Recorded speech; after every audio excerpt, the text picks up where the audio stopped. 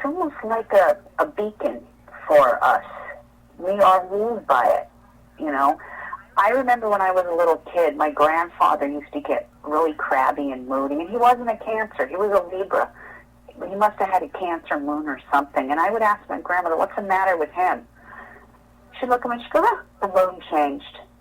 God, she was right. Nana was right. Wise old woman she was. But I do want to say this. I'm moving on to children now. From birth until puberty, your child, the natal placement of the child's moon is going to affect that child. It's not until after puberty the child really falls into his sun sign. And this is actually very true with observing my own children and their moons, that, you know, before my daughter hit puberty, she was very much a Sagittarian, very talkative, very philosophical. I mean, she still is now. And then there's my youngest, who hasn't hit puberty yet, and she very much takes on Leo characteristics, because both they're one moon Leo, one moon Sagittarius. So for any of you who have kids and they're not in puberty yet, look to their moon first, because you're going to notice that the child takes on characteristics of their moon before puberty. Just a little information that might help along the way for any of you parents out there that have kids and want to know a little bit more. I do children's readings as well, so if you're ever interested, I will do a special. Like I said, I'm running an anniversary special, www.alphastarradio.com, and I'll do a children's reading as well for $30. Good deal for the monthly special, and an anniversary gift to all of you. Now, Cancer. There's been some things, and I have to correct myself, and this is actually, I'm human and I make mistakes. The last couple of months I've been telling everyone that the dragon's energy was going to change on August 19th, and that was because it has to do with my software, and I was actually looking at 18 months ago when the dragon changed, and it changed something about August 19th. It was a past dragon change. I feel really bad. That's a mistake. I was working with my software the other day, and I noticed that the dragon energy is actually changing October 10th of this year. And I apologize. So everything I said was accurate except for that part. It's just 8 weeks later that it changes. And it is what it is. But the dragon's energy is going to change on October 10th. It's moving into the Virgo-Pisces axis, and it stays there until April 29th of 2017. The months of caution for this new energy that's changing in October is going to be March and September of 2016 and March of 2016. I can guarantee you the Vatican is going to make the news, and so will the Pope, because he is in grave danger, very great danger. Very concerned about him. And I've said this before on my show, and I'm going to continue to reiterate it. And I say this only because I actually really like this Pope, and you never, in a million years would I have ever said that. Not in a million years. He's different. And in a couple of weeks I'm going to have someone on that's a conspiracy theorist. But speaking of the Pope, there's a lot of people out there that believe he is the last Pope. I believe it too. He is the Black Pope. He's the Jesuit priest. He's the last one. But you can all get mad at me now, and I'll talk to you in 2 years, and you'll tell me what you see. For Cancer, though, this means that Virgo's energy is going to cruise through your third house of communication. It's going to represent your mental process. It's also going to relate to short trips and siblings, brothers and sisters, giving you the ability to achieve great success in these areas. Cancer, just like your polar opposite Capricorn, you must always watch the fluctuation of the moon to achieve success or failure. You know, I talk to a lot of people, like, God, I launched my business at this time, and it's not doing well. Well, when did you launch your business? 3 days before the new moon. That's why it's not doing well. Wasn't blessed by the stars. Should have waited 3 more days. Little things like that are a pillar of information for people, whether you believe it or not. And in a few months from now, I will be publishing a book about it so that everyone knows how to help themselves and gain success, gain love, and gain happiness, health. I mean, the moon in general is a very important thing. Even in surgeries, it's important to know when to have a surgery or not.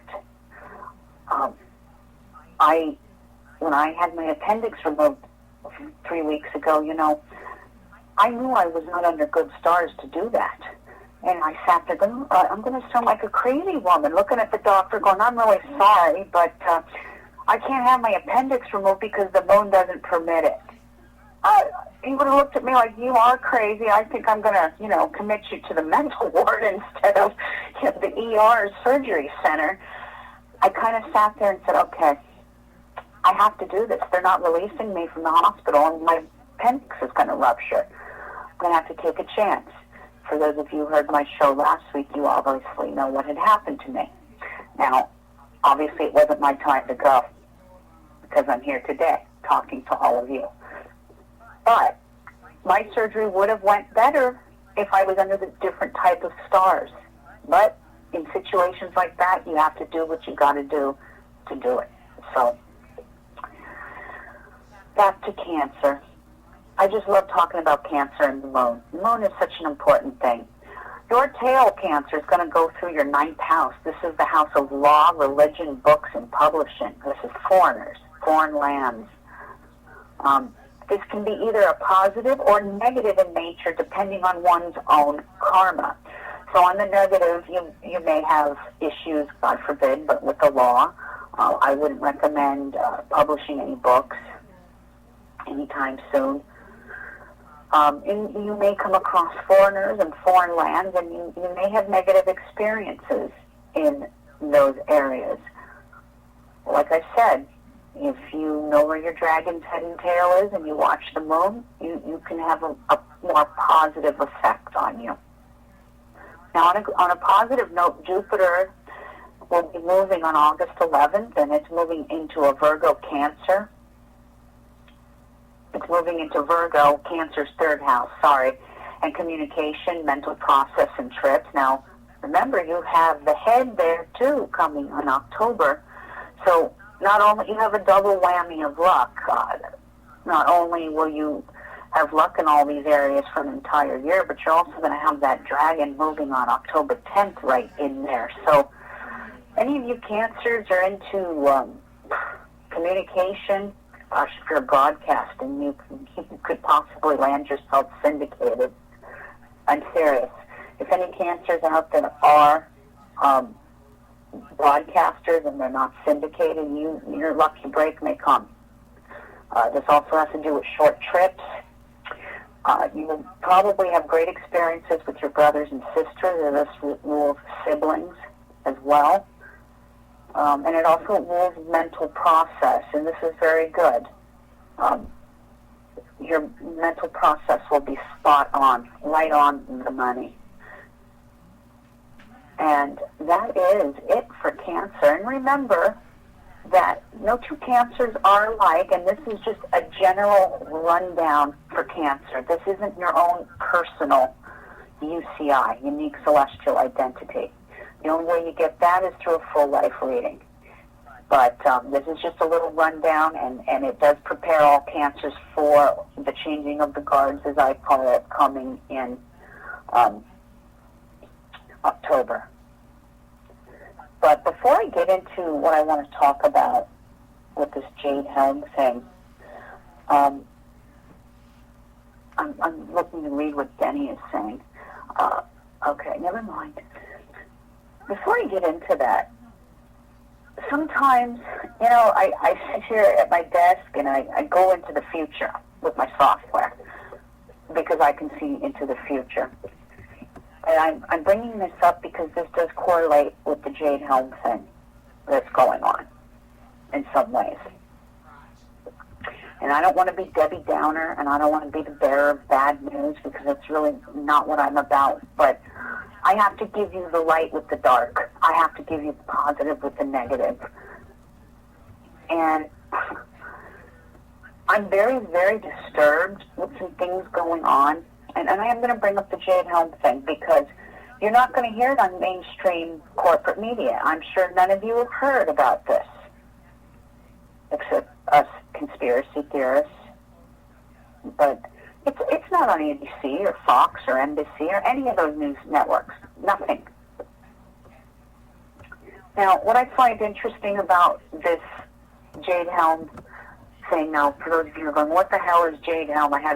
My mother goes, who's he? Who's he? It's not per se a he. I'm sure there is some Jade Helms out there in the world, or maybe this was named after a Jade Helm. I'm not that versed in this topic, but I've done enough research in the last 48 hours to get versed in it a little bit. But the Jade Helm is a splinter of globally colliding with the cremation of care ceremony. Now, for those of you who are conspiracy theorists, you know exactly what that is. I talked about this a few weeks ago, and on August 14th, I'm going to have a guest named Olaf Phillips join my show, friend of mine, incredible, wonderful man, good friends with Clyde Lewis of Ground Zero Radio, runs Steampunk Publishing, I believe, if I have my information correct. Conspiracy theorist, writer, and does all kinds of interesting things. We're going to talk a little bit more about not so much Jade Helm, but the Bohemian Grove and some conspiracy theories that are actually no longer really conspiracies anymore. We are going to discuss the assassination of both John F. Kennedy and the assassination of John F. Kennedy Jr. Yes, and I'm going to give you a little hint. JFK Jr. knew who killed his father. Do you think it's a coincidence that he named his magazine George? Think about that for a minute. Think about that. He knew. And it goes far deeper than that, but we'll reveal all the dirty, nasty details of that on August 14th when I have my guest, Olaf Phillips, with me. But back to the Jade Helm thing. Right now in Northern California, I talked about this a while back, there's a thing called Bohemian Grove, and this is where 2,700 of the world's elite go to meet. And basically, they pretty much make the decisions for the entire world, globally, financially, everything.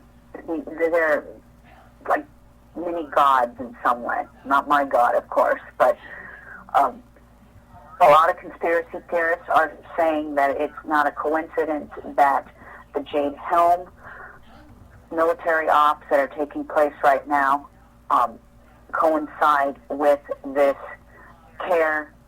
cremation of care ceremony. Now, the cremation of care ceremony, it takes place, how do I explain this? Well, I've heard some pretty gruesome things about what takes place at these ceremonies, and I don't want to give too much away because I kind of want to save that for another show, but it's just kind of suspicious, in my opinion. But what is the truth here? Multinational forces doing combat, some believe it is the cremation of America in a great many ways. And I find that very interesting because, like I said, I tapped into the future a couple of days ago on my software. And our leaders, I don't care if you're Putin, Obama, Iran, Israel, I'm talking about all the nations that are nuclear armed. Pakistan, and there's a couple of nukes out there that are missing, that they're keeping hush-hush about, that they can't find, which is completely frightening. I don't know if people will realize that these men, these figureheads, these politicians can pretty much obliterate humanity with one button. Now, Russia and China are not included in this operation, the Jade Helm operation.